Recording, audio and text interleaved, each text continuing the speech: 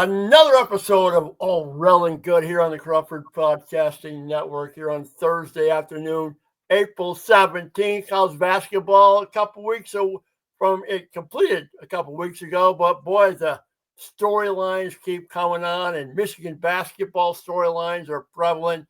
And Richard Rellford, it's so great to have you here. All Rell Good, two-time Big Ten champion out of Riviera Beach, Florida, Suncoast High School. It's so great to have. And look who we have below in the box below, number 52, out of Romulus, Michigan. Hey, I got to tell you, Rich, he's like Glenn Rice because he won a state title and he won a national title. He won a state title, Romulus High School, and then he won a state title or a national. Okay.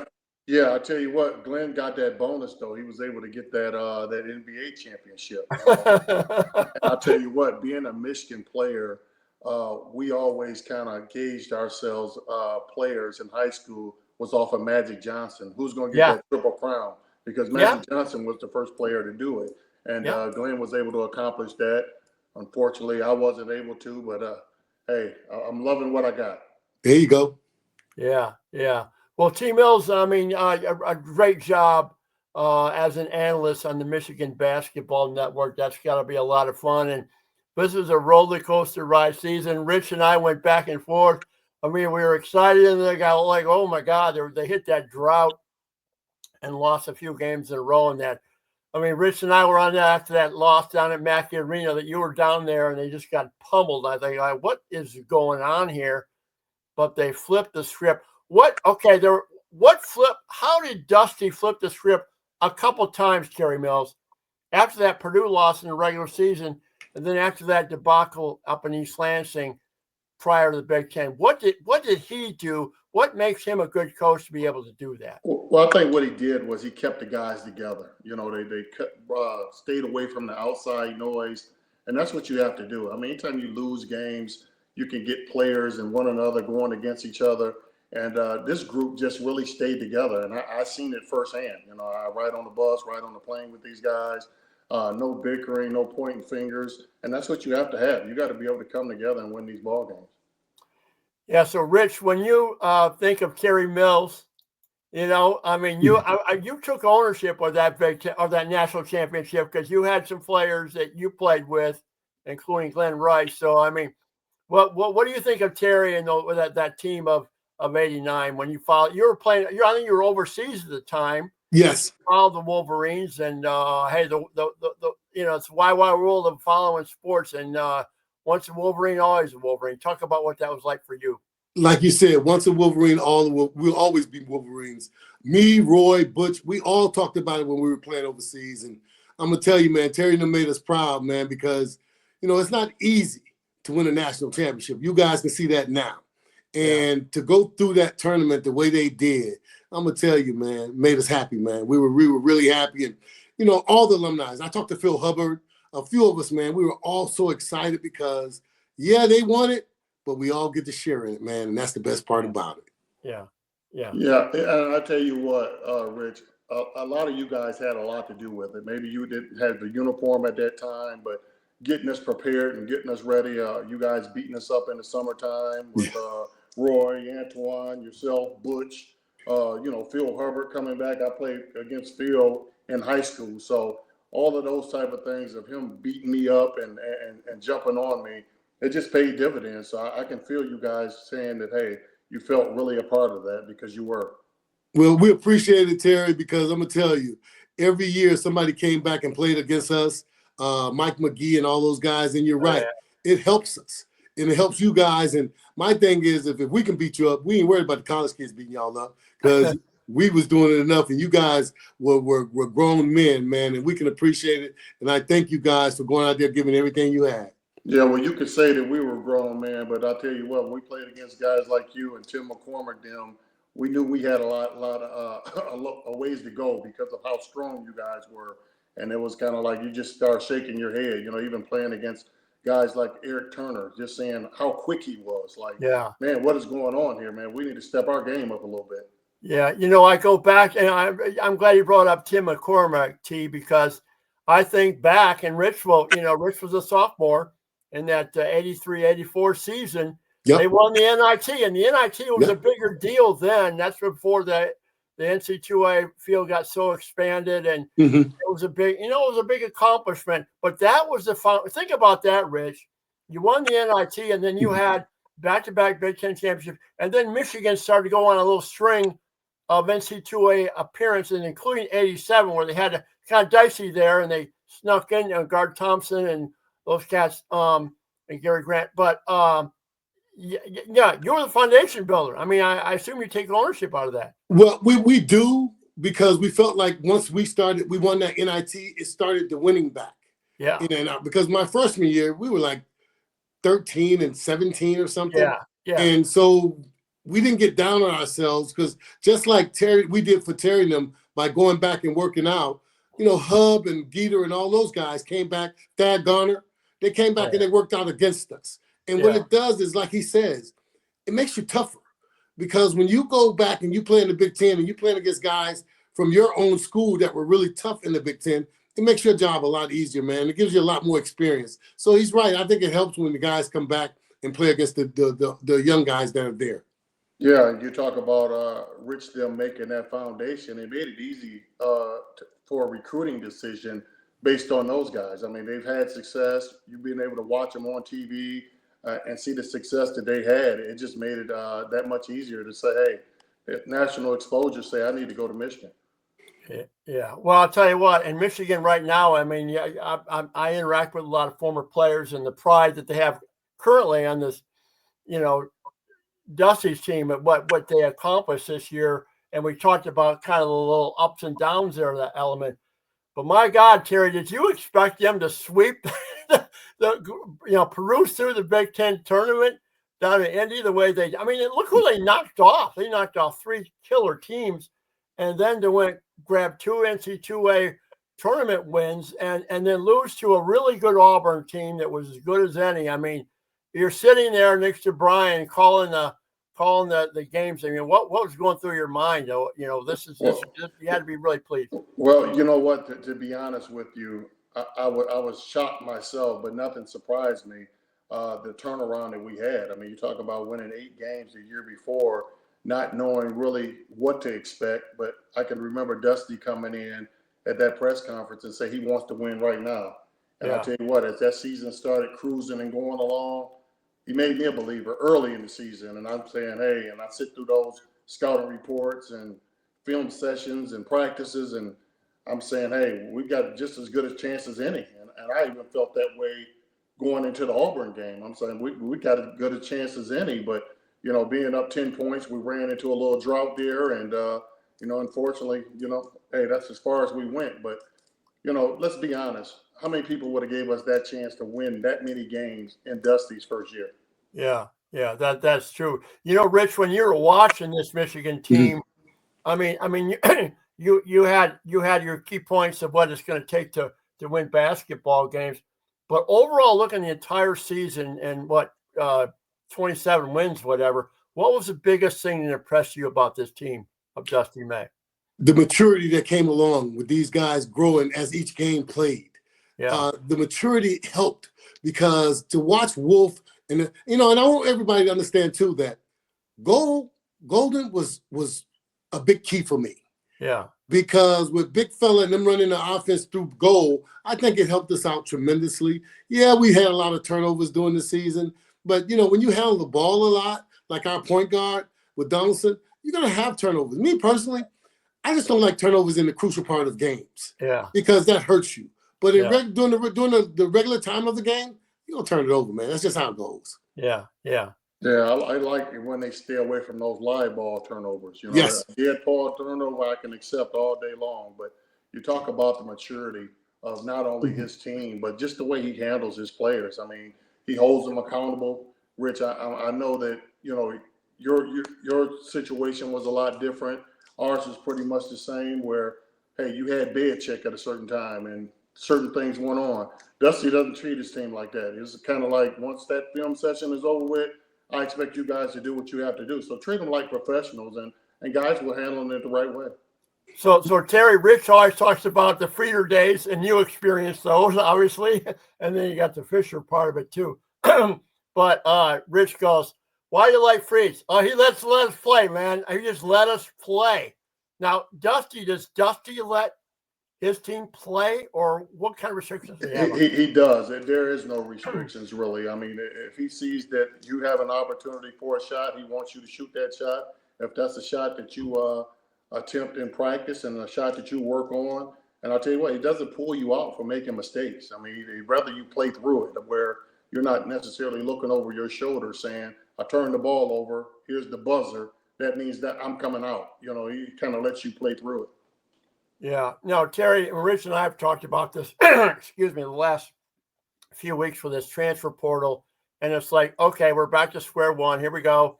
We don't, people are leaving. Every team's going through that. Michigan State's got 8 players on their team right now. I mean, it's just the way it is. But, I mean, when you look at what Dusty has done, T-Mill, with bringing in, Morris Johnson, that power forward he's a forward center from Illinois. And then and I don't know a lot about you know these guys better than that. Lindenberg, the guy from UAB. And then I know Mara, the big center from UCLA. And then Elliott, his last name Cadeau, the guard from Carolina. What are those additions going to be like for Michigan, do you think, T? I mean, it's going to be something special in my regards. I mean, I get a chance to watch a lot of those players play, but you telling me a year later that I could see them in a Michigan uniform, I'm kind of like, look out. You talk about Morris Johnson, Mojo is what I'm going to start calling him. Yeah. I've seen him kind of single-handedly out-rebound a team. So you want to talk about toughness and an area, if you're trying to clean up rebounding, he's your guy. And I mean, he can get after it. And, playing against UCLA, and you talk about Mara, what a big presence. I was kind of going into that game was like, man, I'm looking at our guys and saying, who do we have that can stay in front of this guy? Yeah. This guy is made Golden look small, so it's I'm glad to have those guys aboard. And, you talk about Cadeau. I've seen him actually play in a game because they played before us in a tournament.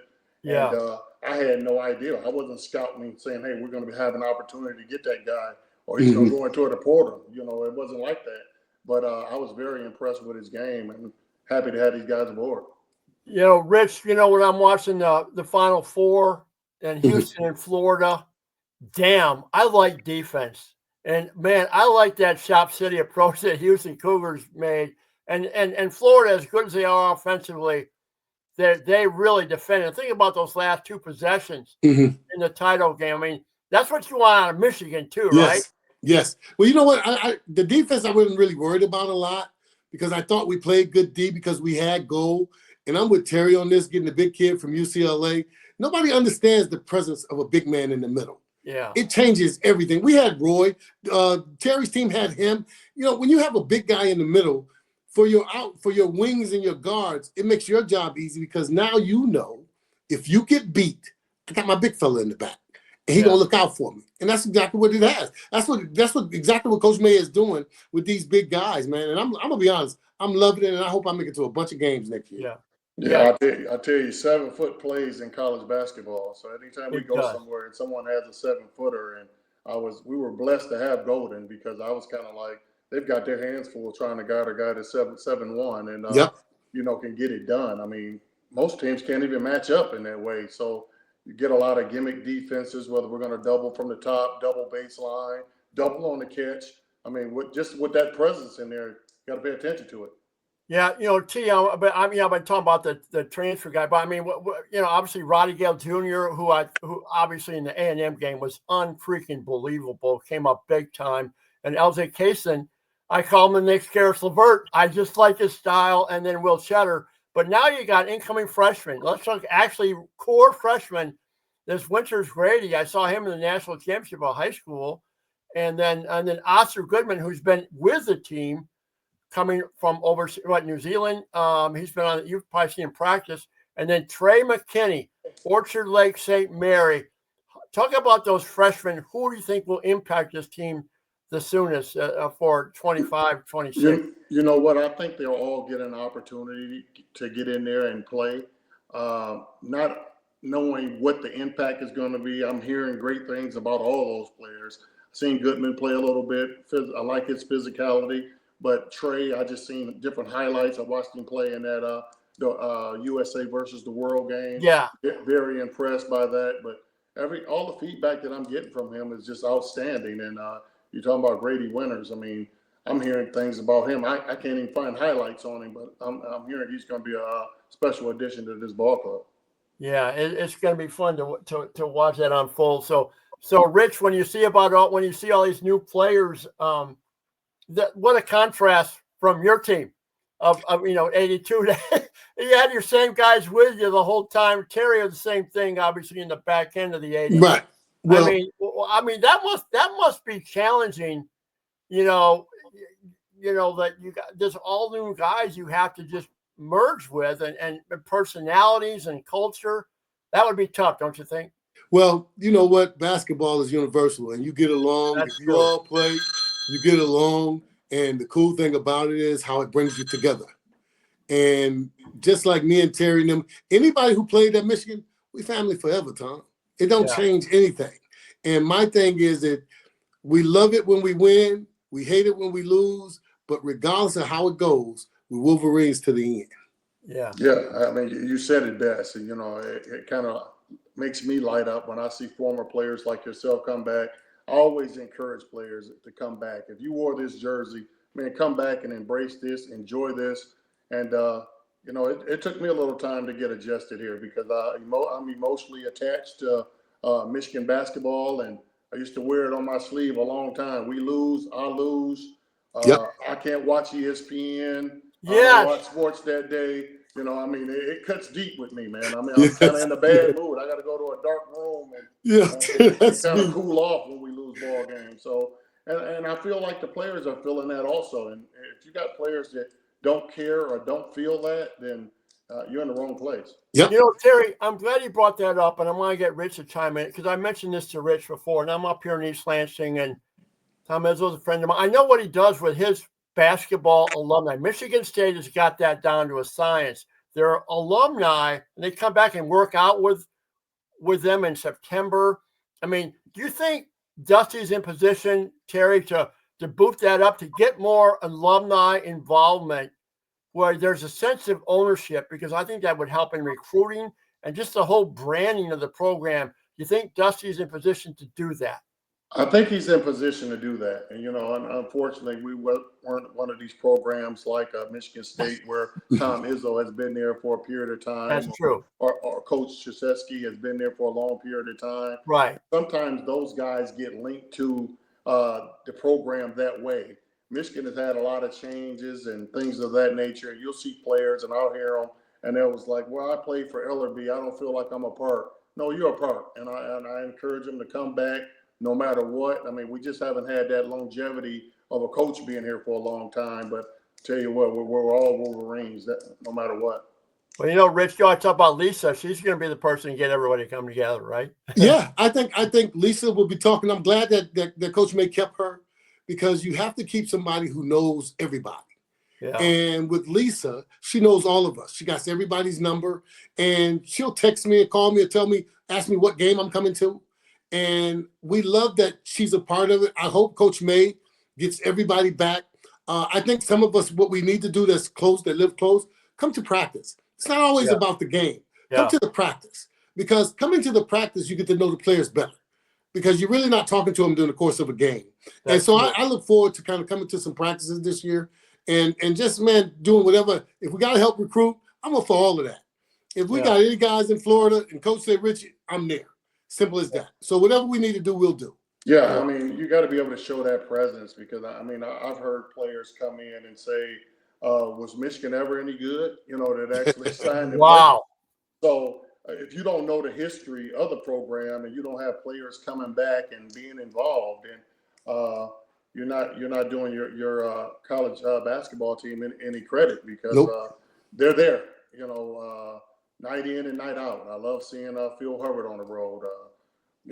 Dugan Fife, just seeing him on the road. So, it doesn't make a difference what player or if you scored 1,000 points or you scored 2 or 3. I kind of acknowledge them all. I'm glad to see them on the road. And that's what it's all about because it's a brotherhood. And I always tell these guys when they went into that Big Ten tournament that championships brings a brotherhood, and that's what you have. You have a brotherhood, and that bond will never be broken. I mean, Rich them won those Big Ten titles, NIT titles. Yep. They've got a brotherhood for life. We won a national championship, brotherhood for life, and you always have people come back and say, "Do you talk to those guys?" I would not talk to those guys. You know, I mean, we talk all the time. I mean, just pick up the phone. I don't care who it is. I talk to Mike Griffin quite frequently. It doesn't make a difference. You just pick up the phone and you call. I mean, they're going to answer it on 1 or 2 rings, and you guys going to have a conversation. It's not you're going to avoid the guy that was the 12th man on the team or anything of that nature, because we have a brotherhood. Yeah, there's no question about it. Okay, Terry, how many? Okay, we're about 3 weeks or 4 weeks removed from the Final Four. How often do you think of the Seton Hall game, the national title? I mean, how often when you come into March Madness, does it all just come back like it's vivid? You remember every game starting with beating Xavier and South Alabama, the whole bit? You know what? You kind of remember it. It all started to come back around simply because in March they're going to play those Final Four games. They're going to play the game against Seton Hall. And I can see a young man in myself, 21 years old, out there running up and down the court. And I've got a daughter that calls me and it's like, "You had hair then," and you know, so it's kind of funny to be able to look back on that and see those type of games. And you know, I really embrace that. I mean, I love when you know, fans or people come up to me and say where they were at during that championship run. I mean, those stories don't get old to me at all. Well, it's like Sean Higgins always thanks you, Terry, for that putback, you know, in the He does. We hear it all the time. Yeah, that comes for us playing at Sandy Sanders League. Sean Higgins, if it comes off, this is where you need to be. So happy for Sean that he had that opportunity to put that back in. And, you know, at least I didn't throw a brick up there. I shot something up there that was soft enough to be able to rebound. So that's right, Tim. That's right. Right. Well, this has been great. T. Mills, so great to have you back here on All Rell Good. And, hey, I'm already looking forward to next bat. I mean, as much as I'm looking forward to Michigan football, I mean, I'll be honest with you, I'm even more optimistic about Michigan basketball next year than football. And I don't know what it is.